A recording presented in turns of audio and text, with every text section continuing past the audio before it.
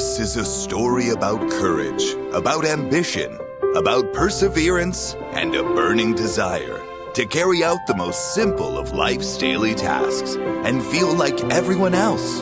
To us, it seems simple and mundane, but there are those for whom it is a constant battle.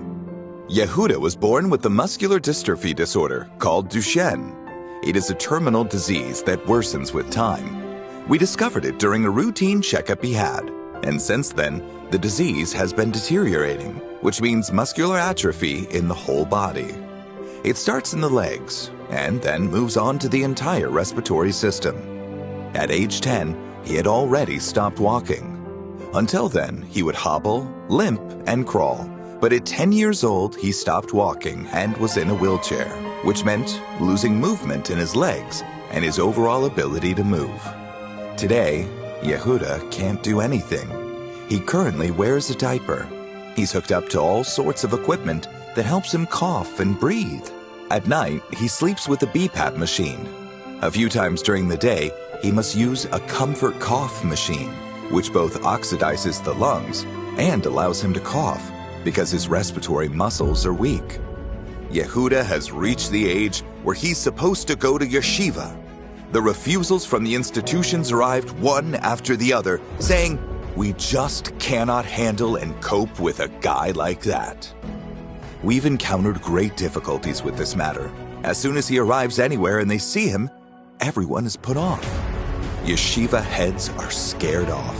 They don't want someone like him at the yeshiva. One time, a rabbi at the Talmud Torah where he was learning told me, "There's a rabbi in Eilat named Rabbi Katanov. Try him." So we went to Rabbi Katanov, spoke with him, and right away he responded very positively.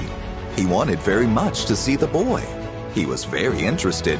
He connected with our story. The disability didn't even bother him. He didn't even see it.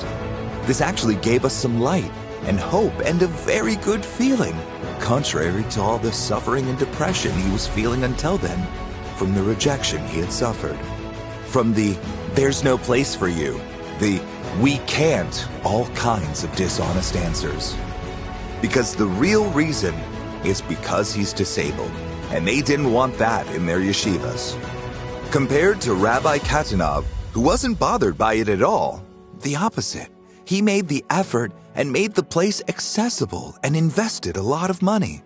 Also that the child could easily access everything and have the option of growing and developing in the best way possible and feel totally equal to everyone else. Yehuda finished his studies in Yeshiva Katana, and with that, the authorities have also canceled their financial aid policy and will not subsidize the means that will allow Yehuda to live and feel like everyone else and not go back to being at home without any hope. My dream is to be a Torah scholar. It's the only thing that gives me the will to live.